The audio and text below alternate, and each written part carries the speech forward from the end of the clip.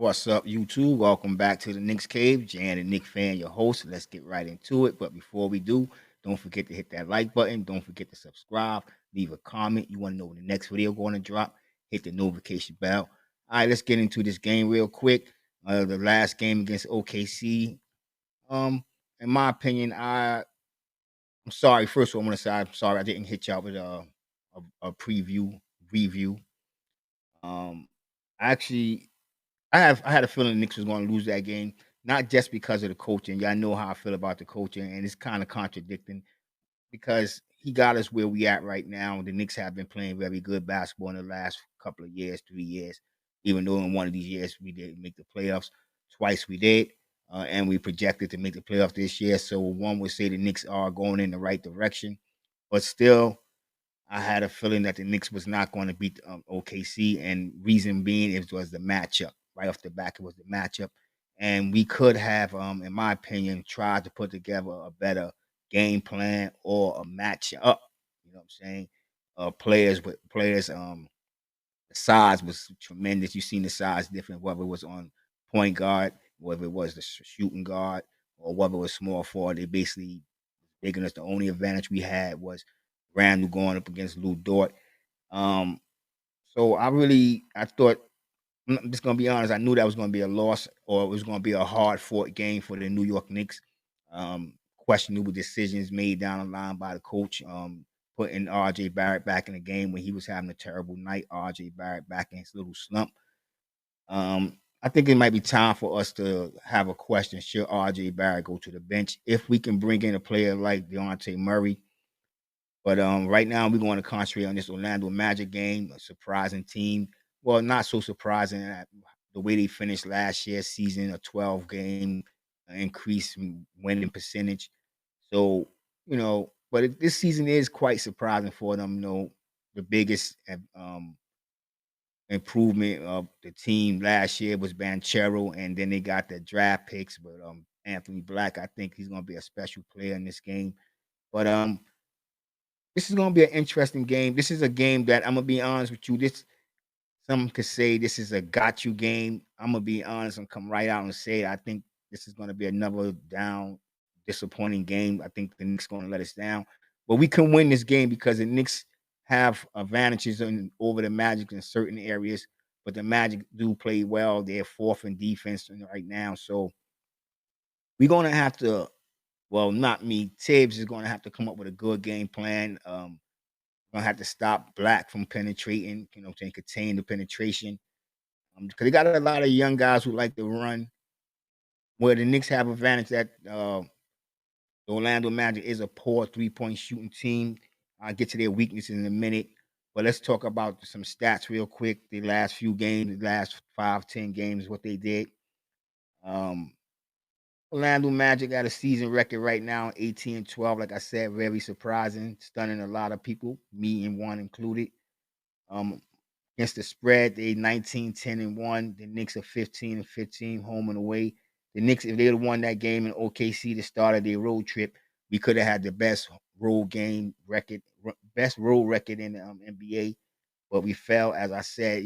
That game was a hard matchup for the New York Knicks. I don't know how far the Thunder gonna go in the playoffs.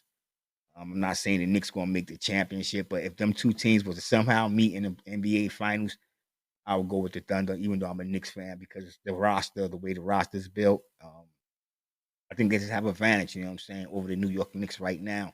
They're a young team. They're improving. Holcomb looked crazy, but the Knicks got to get some size, and not only do we got to get some size, our size, the players that we get with the size, they got to be able to shoot the ball, be able to move. You know what I'm saying? We got to get players. When we go into the draft, I know Tom Thibodeau, his motto is defense, but we got to get mobile centers. You know what I'm saying?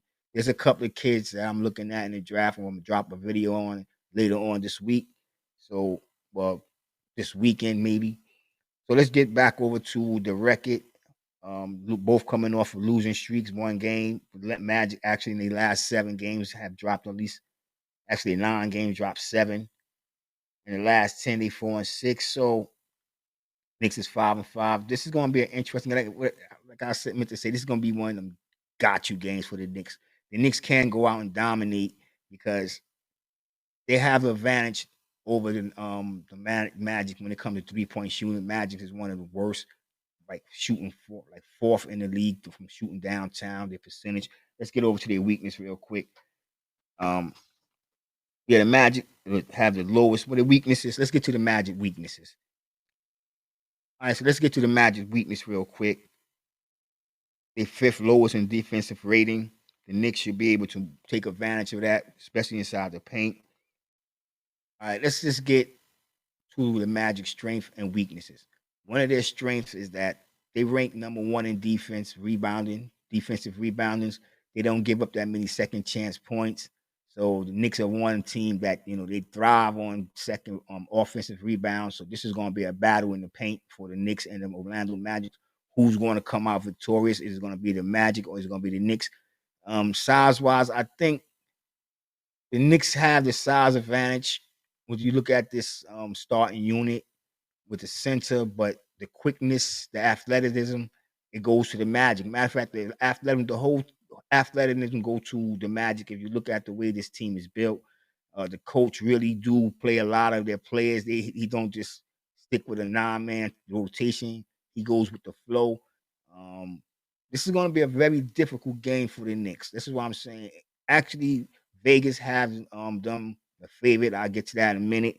So if we talk about their weaknesses and strengths real quick, like I said, they're fifth lowest in rating, defensive rating, third worst in 3-point shooting. As a team, they shoot 33.7% from downtown. Their best shooters are Joe Ingles. He's out tonight. Jalen Suggs, we're gonna have to contain him, and Caleb Houston. But Caleb Houston doesn't really play that many minutes, probably about 15, maybe 14 minutes a game, 8 if that. He's not in the game long. We'll see if the coach, because of the style of the defense that the Knicks played, Tom Thibodeau, will he leave Caleb in the game longer, being that he's one of their best 3-point shooters, and this is one of the worst 3-point shooting teams in the league. So now, other than their lack of 3-point shooting, they give up a lot of 3-point shots. They give up 41%.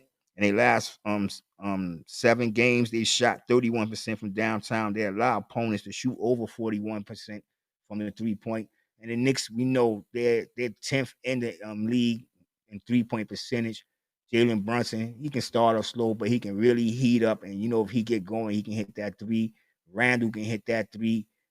Dante can hit the three. RJ been in his little slump, back and forth. But the Knicks can come out if they play ball right, pass the ball, move the ball, play solid defense, get off their block, get off the double teams, get back to their man. They should be able to contain this team. This team is it's a surprising team. They can play, they can run, they're athletic. They got a star player in Banchero, an up and coming star, and the point guard they just drafted, Anthony Black. A lot of key players on the side that can really score. They averaging in double digits. So the Knicks is going to really have their hands full with this team. This is why I say this is going to be a real tester for the Knicks. I know it's the Magic, but like I said, Vegas had these guys beating the Knicks, if you want to be honest. So, like I said, let's go over the what Vegas or FanDuel, whoever on the point spread. I'm not a big guy on the point spread, but I'm just going to hit you with it real quick to show you what I mean.